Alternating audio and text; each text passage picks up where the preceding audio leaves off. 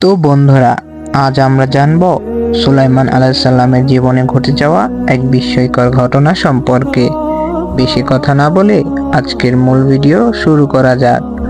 হযরত সুলাইমান আলাইহিস সালাম ছিলেন হযরত দাউদ আলাইহিস সালামের পুত্র। তিনি ছিলেন একাধারে নবী, রাজা ও বিচারক।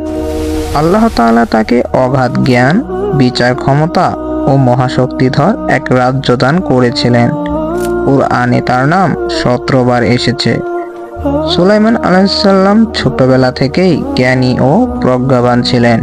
কুরআনে একটি ঘটনা আছে যেখানে বাবা দাউদ আলাইহিস সালাম ও ছেলে সুলাইমান আলাইহিস সালাম একটি মামলার বিচার করেন। একজন কৃষকের জমি এক গরু পাল নষ্ট করে ফেলে। দাউদ আলাইহিস সালাম গরুগুলো কৃষককে দিতে বলেন, কিন্তু সুলাইমান আলাইহিস সালাম বলেন গরুগুলো কিছুদিন কৃষক ব্যবহার করবে, জমি চাষ করে নষ্ট জমি মেরামত করবে, এরপর গরু ফেরত যাবে মালিকের কাছে। এই বিচারে আল্লাহ সুলাইমান আলাইহিস সালামকে অধিক প্রজ্ঞাবান হিসাবে উল্লেখ করেন।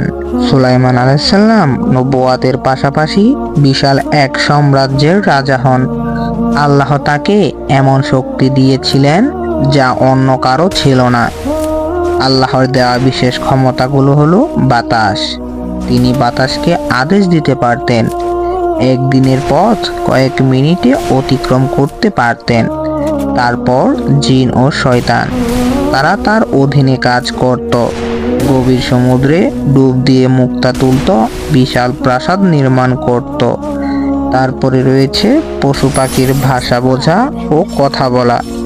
তিনি পাখি, পিঁপড়া সব প্রাণীর ভাষা বুঝতেন।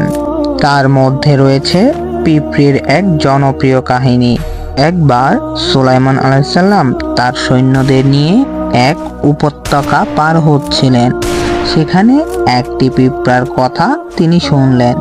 হে পিঁপড়ের দল, তোমরা নিজেদের গর্তে ঢুকে পড়ো, যেন সুলাইমান আলাইহিস সালাম তার সৈন্যরা অজ্ঞাতসারে তোমাদের পিষে না ফেলে। সুলাইমান আলাইহিস সালাম হেসে উঠলেন এবং আল্লাহর শুকরিয়া আদায় করলেন। একদিন হুদহুদ পাখি অনুপস্থিত ছিল। ফিরে এসে সে জানায়, আমি এমন এক রাজ্যের সন্ধান পেয়েছি যার নাম সাবা।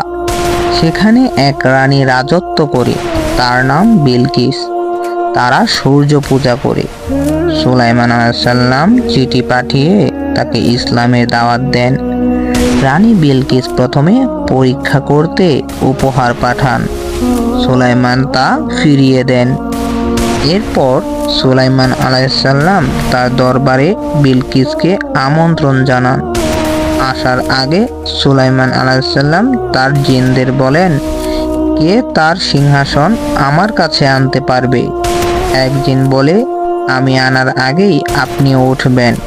আরেকজন ইলমাওলা ব্যক্তি, আল্লাহর পক্ষ থেকে জ্ঞান প্রাপ্ত, তিনি বলেন, চোখের পলকে এনে দেব।